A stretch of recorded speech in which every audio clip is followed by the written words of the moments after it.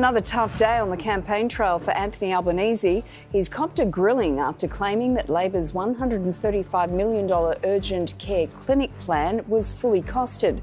The opposition leader was corrected by his own finance spokesperson, Gallagher, who tweeted that the policy has not been formally costed by the Parliamentary Budget Office. The policy is fully costed and it's informed by work that was done by the PBO. Thanks very much. Earlier, Mr Albanese attended the same Good Friday church service in Sydney as Scott Morrison's wife and daughters. The PM was in Melbourne with Liberal MP Gladys Liu mingling with constituents in her ultra-marginal seat of Chisholm. Well, a little earlier, we caught up with Coalition Senator Bridget McKenzie and Labor Senator Gallagher for our weekly campaign wrap-up. Katie, we'll start with you. A real stumble out of the gates for the Labor campaign. This has been a disaster of a week for your lot, hasn't it? Look, I've worked on many campaigns, Hamish, and there's always a few bumps along the way, but I've been with Anthony this week and we've had a busy week announcing a lot of health policies. I think, Anthony showed that he's a pretty tough character. He'll front up, he'll take responsibility and he'll get on with the campaign ahead, and that is outlining a better future for the country and focusing on our key policies in health, in aged care and in a future made in Australia. But come on, Katie, you were there with Anthony Albanese when he made that initial mistake. You looked so reluctant to be the one that had to step up and get the figures right. Look, it was a difficult moment. He couldn't recall a figure when he was put on the spot, but I know Anthony. I know, how much he understands about the economy. I know it's part of who he is about, making sure people who are unemployed are supported, that we've got the policies that wrap around people. So it's not just the measure of one sort of grab in a press conference or one moment. I mean, the contest before us, this election, is much bigger than that. It's about the future of the country. What did you say to him afterwards? Well, honestly, what did you say to him?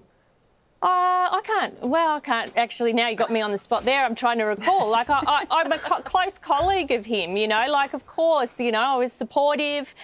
We talked about, the fact that he and what he did was he, half an hour later said, look, this is what happened. I made a mistake. And he fronted up and took responsibility. And that's the guy I know. I mean, I work really closely with him. He's a good, decent man with all the right qualities for Prime Minister. Bridget, speaking of mistakes, Scott Morrison's hand-picked candidate for Warringah, Catherine Deeves, has had to apologise for her anti-trans, anti-gay social media posts. She even likened her position on trans athletes to standing up to the Holocaust. Is that acceptable behaviour for a candidate? I think the candidate's rightfully apologised. There are thousands of Australians competing against each other in this election for the honour of representing their community in Canberra. They've got a wide variety of views on a wide variety of topics and that are reflective of views held in the community. But they need to be expressed respectfully and sensitively, and I can't say more than that. Just on the Federal ICAC, the Prime Minister's promise at the last election was to put a proposal before the Parliament. Now, he hasn't done that. How is that not a broken promise? Well, we've worked up the legislation. We've consulted that legislation significantly. And we've got a Federal Integrity Commission ready to go. But it didn't go before the Parliament. And we call on the Labor Party to support us to do that. We call on the Labor Party to support us to do that. When we're talking about broken promises, I'd just point to the news just this afternoon that the Labor Party is walking away from their commitment to put a referendum about Australia becoming a republic should they win government. They've also walked away from their commitment with the Uluru Statement and a voice to Parliament. And tragically, they talk a big game. They talk a big game in the Parliament about those on job seeker. And Katie just mentioned Bridget. that before they've walked away from their promise to review the job seeker payment levels. So they're so concerned that if Australians actually understood who they were and what they actually stood for, they wouldn't vote for them. And that's what we're actually dealing with, the choice before Australians in the next 5 weeks. Wow. There was a lot in that. But most of it wasn't true from what I could catch. We haven't walked away from the Uluru Statement from the Heart. We haven't walked away from our commitments around a republic. We have said we would prioritise constitutional recognition for First Australians, that's for sure. And in terms of job seeker, we have had to point out that we have, deficits in the order of $80 billion for as far as the eye can see, and we have to be fiscally responsible with what we promise in the lead up to this election. And so on all of those things, Bridget, there is a different explanation to the one that you just gave, and we have been releasing all of our policies that have been developed over a long period of time. So I completely reject that. And are they costed, Katie? Yes, they are costed, Bridget. And so why did you have to tweet out? And like every other election campaign, those costings will be released in full before people vote on the 21st of May, just as you guys do and as other parties do in the lead up to the election. We don't have any different rule for us as that what applies to other candidates. Sorry, if I can just jump in.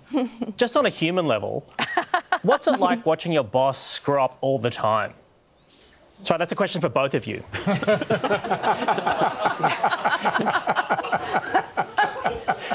I'll start because, once I let Bridget start talking, she never stops. But look, we are all human. I don't agree with the way the question's been put. We are all human. We all make mistakes.